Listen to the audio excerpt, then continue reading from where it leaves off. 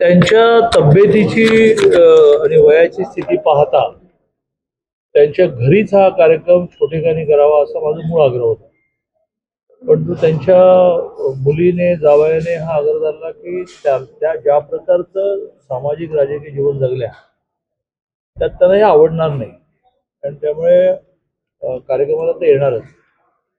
म्हणून मग आज आपण इथे कार्यक्रम आयोजित केला. त्या आल्या, सगळा वेळ थांबल्या, मध्येच त्यांना थोडा त्रास व्हायला लागला.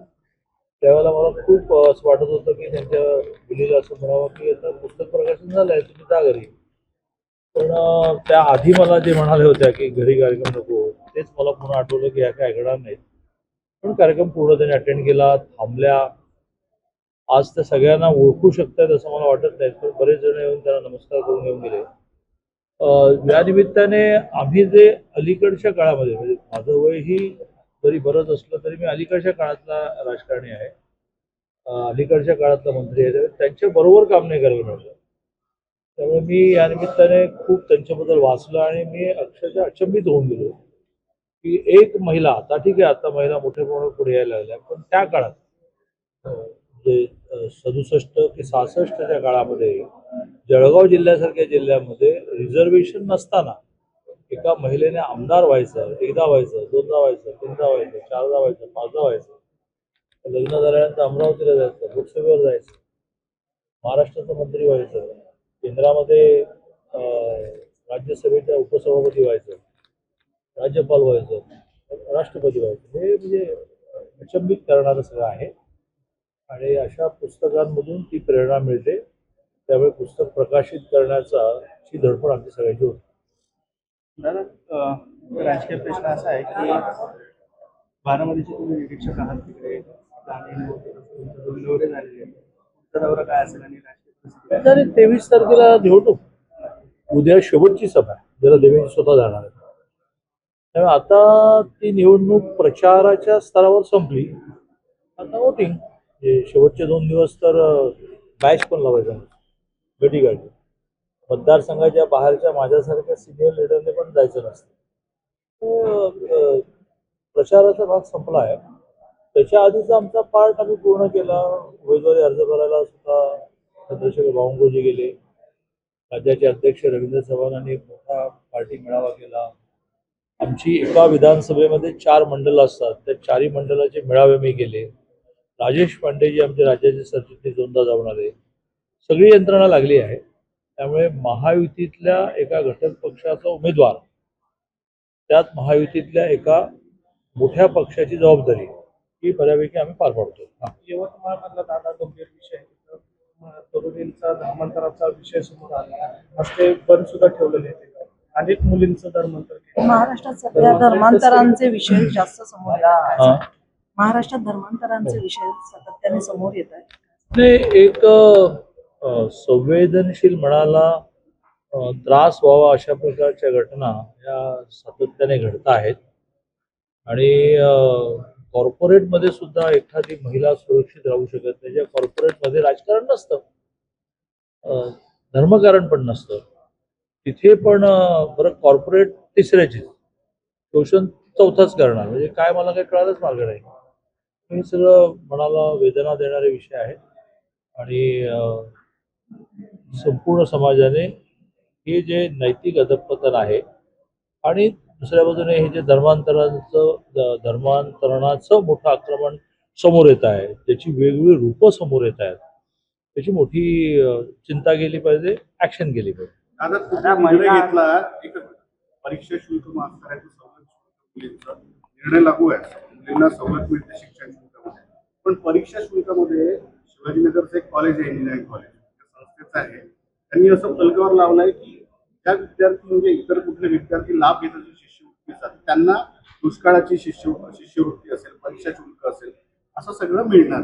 तर हा प्रकार फक्त एका महाविद्यालयाचा नाही आहे. अनेक व्यावसायिकमध्ये कॉलेज परस्पर निर्णय लावायला लागले की तुम्ही कुठली जर इतर शिष्यवृत्ती घेत असाल तुम्हाला शासनाच्या दुष्काळाची शिष्यवृत्ती असेल किंवा परीक्षा शुल्कात सवलत असेल, शिक्षण शुल्कात सवलत हे मिळणार नाही. असं सर्रास सुरुवातीला नाव द्या, मी लगेच गाडीत बसल्या नाही, नाव काय शिवाजी इतर सगळीकडे चालू आहे दादा. आपण ऍक्शन काय घेणार सांगतो तुम्हाला. ज्या वेळेला आपण हा निर्णय केला की मुलींना आणि मुलांना 50% ट्युशन फी आणि एक्झाम फी म्हणजे कॉलेजमधल्या दोन महत्त्वाच्या फीजमध्ये आपण 50%च्या ऐवजी मुलींना 100% माफी करू. त्याच वेळेला एक आणखीन अडचण अशी लक्षात आली की त्या ट्युशन फी आणि एक्झाम फी व्यतिरिक्त एक अदर फी नावाने एक मोठा फीचा भाग असतो आणि मग ती दिली नाही म्हणून मग हॉल तिकीट अडवलं जातं आणि ती कम्पॅरेटिव्हली ट्युशन फी आणि परीक्षा फी थोडी जास्त असते. ती कोण डिझाईन करतं तर प्रामुख्याने आर्ट्स सायन्स कॉमर्स कॉलेजची विद्यापीठ डिझाईन करतं. विद्यापीठामध्ये एव्हरेज 500 कॉलेजेस आहेत त्यामुळे दरवर्षी इतक्या सगळ्यांची डिझाईन करून देणं होत नाही. मग प्रोफेशनल कॉलेजचं कोण करतं तर शुल्क नियंत्रण समिती करतं, FRA करतं. आम्ही आता FRAला जूनपासून ट्युशन फी आणि परीक्षा फी ठरवण्याच्या बरोबरीने अदर फी सुद्धा FRAने ठरवली पाहिजे असा निर्णय केला.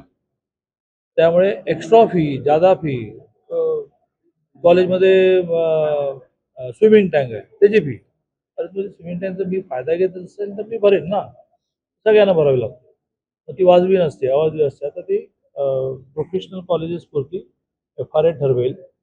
असंही करता येईल का असा एक प्रयत्न चालला आहे थोडं बजेटमध्ये कसं बसतं की जर ट्युशन फी आणि परीक्षा फी आम्ही भरतो तर मी अदर फी आम्ही डिझाईन केलेली सुद्धा आम्ही कॉलेजला रिएम्बर्स करण्याची स्थितीमध्ये आहोत का याचा थोडा फायनान्शियल बोलून निर्णय करू पण किमान ती वाजवी ठरावी असा प्रयत्न प्रोफेशनल कॉलेज बाबतीत करतो. विद्यापीठांना कंपल्सरी करतो की तुम्हाला दरवर्षी तुमच्या अंतर्गत येणाऱ्या 500-600 कॉलेजची ट्युशन फी आणि परीक्षा फी ठरते, अदर फी तुम्हाला ठरवून द्यावी लागेल. दादा महिला आरक्षणावरून सत्ताधारी पक्ष आंदोलन करत आहे. काँग्रेस वेळ म्हणते की त्यांच्यावर ही वेळ का आली तर ती भूमिका आहे त्यांच्याकडे त्यांच्या सरकारच्या कोर्टात हा सगळा चेंडू होता. ममता बॅनर्जी 50% आरक्षण देऊ शकतात तर तुम्ही का नाही देऊ शकत? ममता बॅनर्जी जे 50% आरक्षण देतात स्थानिक स्वराज्य संस्थांना ते आपणही देतो. ममता बॅनर्जी विधानसभेत हात जोडून तुम्हाला सगळ्या पत्रकारांना विनंती करतो की तुम्ही प्रश्न विचारताना सुप्रिया सुळे काय म्हणाला ते त्यांचं अज्ञान दाखवत आहेत. तुम्ही प्रश्न विचारून तुमचं अज्ञान काय दाखवताय. या देशामध्ये विधानसभा आणि लोकसभेमधलं 33% आरक्षण हे केवळ आणि केवळ लोकसभा आणि राज्यसभेमध्ये एकमताने नाही परंतु मेजॉरिटीने निर्णय होऊन राष्ट्रपतीचे सैन्य होते. त्याचं काय ममता बॅनर्जी इम्प्लिमेंट करते, ममता बॅनर्जी इम्प्लिमेंट करते स्थानिक स्वराज्य संस्था ते आपल्याकडेही आहे. पण ते त्यांचं संपू दे बरं. करून याचं राजकारण केलं जातं तसं सत्ताधाऱ्याकडून पण केलं जातं का? मग कशाला आंदोलन राजकारण? कशाला करतायत सत्ताधारी असं त्यांचं प्रश्न. कसलं राजकारण मला महिला सांगा. आरक्षण बिलमध्ये- किरण बेदीचे राजकारण करतायत. हा? कुठे उभाटाच्या म्हणजे उद्धवजींच्या पार्टीच्या राज्यसभा ज्या सदस्य होत्या त्या राजकारण करतायत.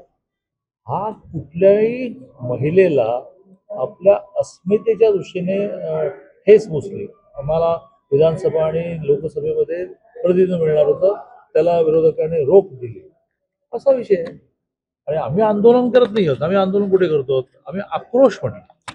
हा जो महिलांचा आक्रोश आहे की तुम्ही आम्हाला विधानसभेमध्ये आणि लोकसभेत जाण्यापासून रोखलं त्यामुळे हा मुळात कोणाच्या विरुद्ध मोर्चा नाहीये, हा आक्रोश मोर्चा आहे. आता कमवाव शिकामध्ये तुम्ही मुद्दा आणला होता CSR आणलाय. मुलींना एक पैसे हो, द्यायचे हो, महिन्याला हो. तर ते कुठपर्यंत आलं आपल्या या नाही, मी सगळ्या माझ्या लेवलला चंद्रकांत सरस्वती बच्चू पाटील 10 कॉलेजेसमध्ये मला जो आनंद आहे म्हणजे दर महिन्याला त्या कॉलेजचं बिल माझ्याकडे येतं. त्या कॉलेजमध्ये किती मुलींना तुम्ही एव्हरेज 2,000 रुपये देण्यासाठी काम दिलं पाहिजे आणि त्याचं मी रिएम्बर्समेंट करतो. आता विद्यापीठांना आणि कॉलेजेसना आम्ही म्हणणार आहोत की तुम्ही CSR गोळा करा पण आम्ही आमचं कॉन्ट्रीब्युशन देतो ना ते आम्ही ठरवतोय. साधारणतः 100 कोटी दरमहा लागतील. 1000 कोटी 10 महिन्याला लागतील. 10 महिन्याचं वर्ष म्हणायचं. त्या सरकार बजेटमध्ये काही पैसे देऊ शकतं का? विद्यापीठाच्या बजेटमध्ये काय टाकू शकतं? कॉलेजच्या बजेटमध्ये काय टाकू शकतं का? आणि कॉलेजेसने हा पैसा जो मिळेल सरकार विद्यापीठ आणि स्वतःचं स्वनिधी असतो त्या व्यतिरिक्त CSR गोळा करावा. पण त्या कॉलेजला जेवढ्या मुलींनी 100, 200, 500 मुलींनी इच्छा व्यक्त केली की मला महिन्याला 2,000 मिळाले. मग हे जे तुम्ही 2,000 म्हणताय आता विद्यापीठ 40 रुपये तासाप्रमाणे बहुतेक 40 रुपये तर काही जणांना 800 त्याच्या व्यतिरिक्त असेल का? नाही त्याच योजनेला आपण स्ट्रेंथन करतो. 2000 कमी होतील असं वाटणार नाही. 2,000 रुपये कमी कशाला होतील जर दर कारण विद्यार्थी 2 लाख पण कमी होतील. नाही, विद्यार्थी हा. दर दिवसाला ट्युशन- 4 तास काम करत असेल, ट्युशन- तसं जास्त होतो. जास्त झालं तर जास्त. सगळ्यांना द्यायचं असेल तर त्यांनी 2,000 बसवा, तिला म्हणा एवढेच पिरियड तुला, एवढेच तास तुला काम करायला पाहिजे. हा ऍडमिनिस्ट्रेशनचा भाग आहे. आपला प्रयत्न काय आहे की तिची ट्युशन फी सरकार भरते, तिची परीक्षा फी सरकार भरते. प्रयत्न असा चाललाय की अदर फी मुळात कंट्रोलमध्ये याव्यात आणि त्याही सरकार भरू शकेल का, ट्युशन फीच्या पोटात टाकता येईल का, असा प्रयत्न झाला. हॉस्टेल हा नॉमिनल चार्जेसला असतं, जिला हॉस्टेल मिळत नाही त्याला दरमहा 6,000, म्हणजे वर्षाला 10 महिन्याचे 60,000 निर्वाह भत्ता मिळत असताना ते 2,000 रुपये तिला. कॉलेजमध्ये अन्य काही कॉन्ट्रीब्युशन द्यावं लागतं, कुठे मुली मैत्रिणीबरोबर कुठेतरी हॉटेलिंग जायला लागतं, कधी कधी काही मुलींना घरी पाठवावं लागतं. अशाला उपयोगी पडेल ते एखाद्या दिवस तुम्ही म्हणतात असं तिची कष्टाची तयारी आहे, मला 5 मिळाले पाहिजे, तर विद्यापीठाची देण्याची तयारी असेल तर द्यावी. 2,000 मिनिमम तिला मिळावे हा प्रयत्न वरती किती पडतं?